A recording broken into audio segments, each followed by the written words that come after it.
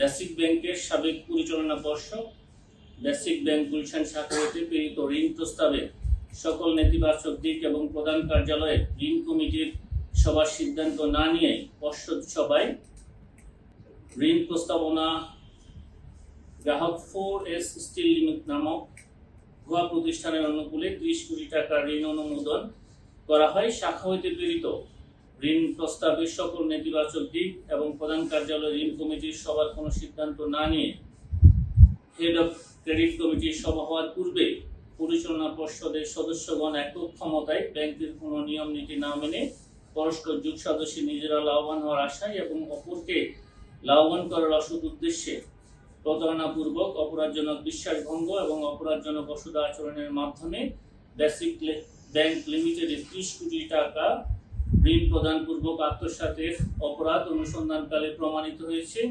এই কারণে জনাব শেখ আব্দুল হাই বাচ্চু সাবেক চেয়ারম্যান বেসিক ব্যাংক লিমিটেড সহ মোট 17 জনের বিরুদ্ধে দণ্ডবিধির সংশ্লিষ্ট ধারায় এবং দুর্নীতি প্রতিরোধ আইন 1947 সংশ্লিষ্ট ধারায় একটি মামলা রুজু করা হয়েছে।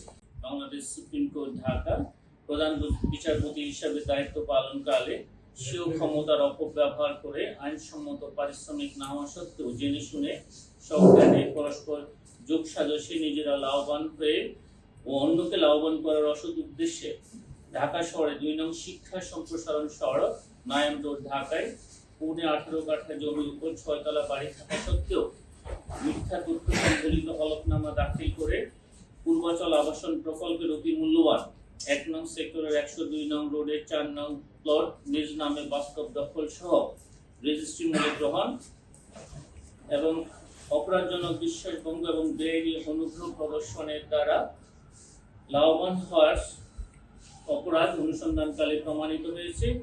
এই কারণে জনাব এবিএম খায়রুল হক সাবেক প্রধান বিচারপতি বাংলাদেশ সুপ্রিম কোর্ট, জনাব প্রকৌশলী মোহাম্মদ নূর হুদা চেয়ারম্যান রাজু সহ মোট 8 জনের বিরুদ্ধে দণ্ডবিধির 161, 163, 409, 420, 109 ও দুর্নীতি প্রতিরোধ আইন 1947 5-2 ধারায় একটি মামলা রুজুর সিদ্ধান্ত গৃহীত হয়েছে।